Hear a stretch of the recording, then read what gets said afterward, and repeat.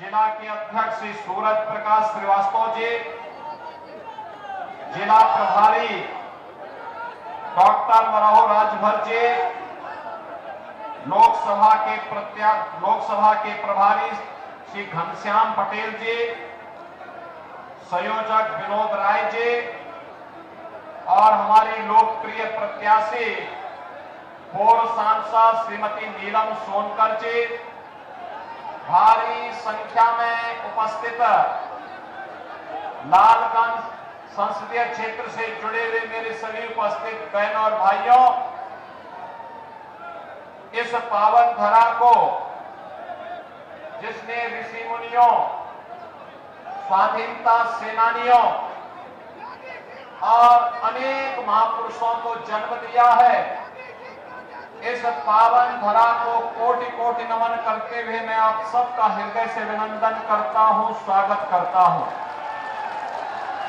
बहनों और भाइयों, अभी कुछ ही दिन पहले आदरणीय प्रधानमंत्री जी का मार्गदर्शन लालगंज में, निजामाबाद क्षेत्र में, आजमगढ़ और लालगंज से जुड़े हुए सभी मतदाताओं को प्राप्त हुआ था। आज मुझे जगदीशपुर की पावन धरा पर लालगंज संसदीय क्षेत्र की जनता जनार्दन से अपील करने के लिए स्वयं आना पड़ा है। बहनों और भाइयों, देश के अंदर लोकसभा के चुनाव चल रहे हैं। 4 चरणों के चुनाव हो गए हैं।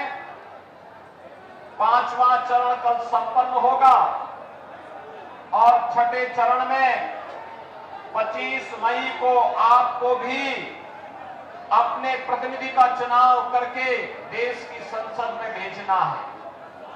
लेकिन 4 चरणों के चुनाव ने यह साबित कर दिया है कि रुझान बीजेपी के पक्ष में है और पूरे देश के अंदर नारा गूंज रहा है कि फिर एक बार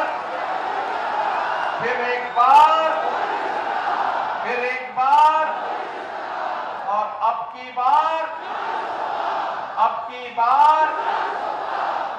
की बार जब आप 400 पार की बात करते हैं तो विपक्षी दलों में खलबलाहट बढ़ जाती है।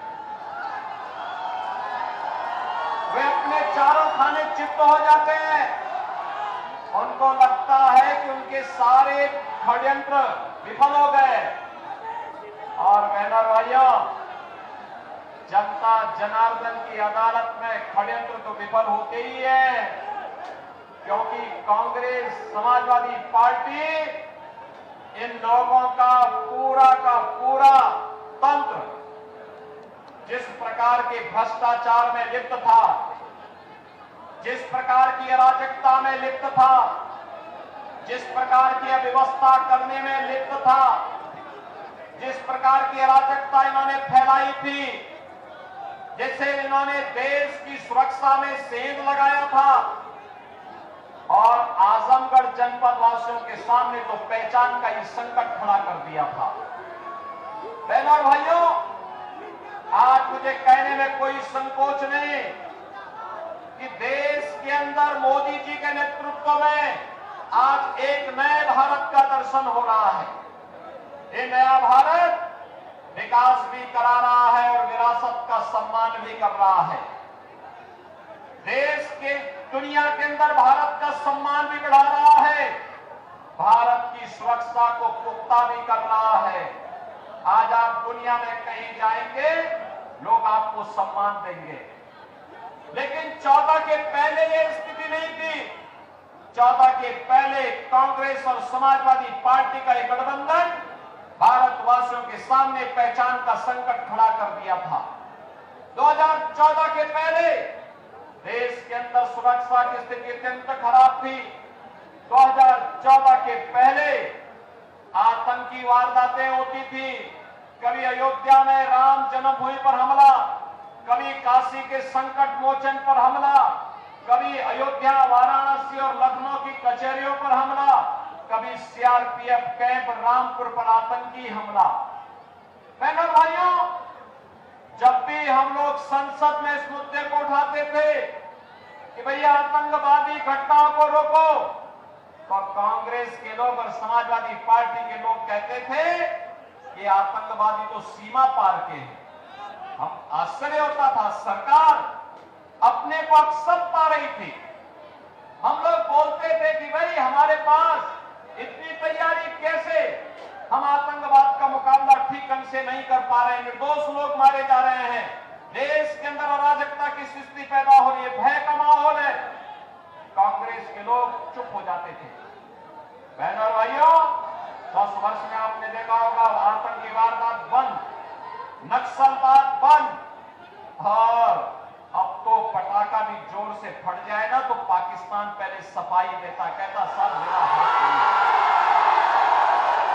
क्योंकि से मालूम है ये नया भारत है, छेड़ता नहीं, लेकिन कोई छेड़ता तो उसको छोड़ता भी नहीं है। उसे मालूम है ये नया भारत है। नया भारत अगर रामलला को अयोध्या में विराजमान करता है तो आतंकवादी और माफियाओं की राम नाम सत्य है की यात्रा भी निकालने में विश्वास करता है। और इसीलिए अब पाकिस्तान जो पहले भारत के अंदर और आतंकी घटना को अंजाम देता था, आज वो अपने देश को ही नहीं बचा पा रहा है। देख रहे हो, आज अधिकृत कश्मीर में लगातार आंदोलन चल रहे हैं, अव्यवस्था फैली हुई है, आग चली हो रही है, लूटपाट हो रही है। और बहनों भाइयों, तीसरा कार्यकाल मोदी जी को दीजिए, पाक अधिकृत कश्मीर भी भारत का हिस्सा होगा। इसके लिए दम चाहिए, दम, मजबूत सरकार चाहिए, मजबूर नहीं। कांग्रेस के समय में विकास कार्य ठप पड़े थे। आप रोज अखबार उठाते थे सुबह सुबह, तो उसकी शुरुआत होती थी एक नए घोटाले से, और सायकाल होते होते कोई आतंकी वारदात का समाचार आ जाता था। आज बहनों भाइयों, आतंकी वारदात समाप्त, घोटाले समाप्त, बड़े बड़े कार्य हो रहे हैं, हाईवे बन रहे हैं, रेलवे की कनेक्टिविटी बढ़ रही है, मेट्रो आ रही है, एयरपोर्ट बन रहे हैं, विश्वविद्यालय बन रहे हैं, और मेडिकल कॉलेज भी बन रहे हैं, हर घर नल की योजना भी लागू हो रही है। समाजवादी पार्टी के सरकार में खाद्यान्न घोटाला होता था, अराजकता का गठबंधन है, भ्रष्टाचार का गठबंधन है, कर्फ्यू लगाने वाला गठबंधन है। इनके समय में दंगे होते थे। आपने पिछले 7 वर्ष में जब से भाजपा की सरकार प्रदेश में बनी, कोई दंगे का नाम सुना है क्या?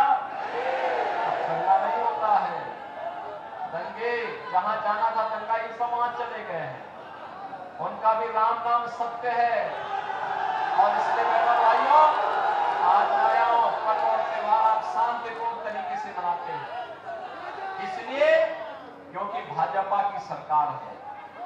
आज बेटी और व्यापारी सुरक्षित है, इसलिए क्योंकि भाजपा की सरकार है। आज गरीब को राशन मिल रहा है, इसलिए क्योंकि भाजपा की सरकार है। और आज हर घर नल की योजना साकार हो रही है, क्योंकि भाजपा की सरकार है।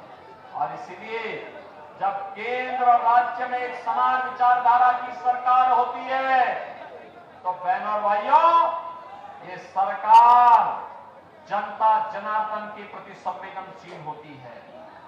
जब समाजवादी और कांग्रेस की सरकार होती है, इनकी संवेदना गरीब के लिए नहीं, दलित के लिए नहीं, वंचित के लिए नहीं, महिलाओं के लिए नहीं, नौजवानों के लिए नहीं, बेटी के लिए नहीं, व्यापारी के लिए नहीं, इनकी संवेदना तो माफिया और आतंकवादियों के प्रति होती है। लगातार वही कार्य करते हैं। और इसीलिए आज हम सब आपके पास आए हैं कहने के लिए, 25 मई को चुनाव है।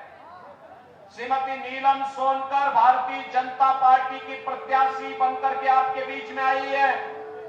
राजभर पार्टी ने, निषाद पार्टी ने, अपना दल ने इनको अपना समर्थन दिया है। आपके आशीर्वाद की आवश्यकता है।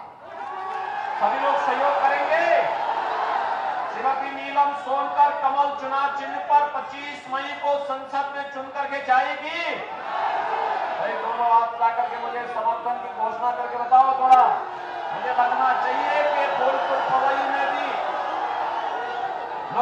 संकल्प ले लिया। क्या सब सहमत हैं? जिता करके भेजेंगे। भारी बहुमत से भाजपा चुनाव जीत करके जाएगी।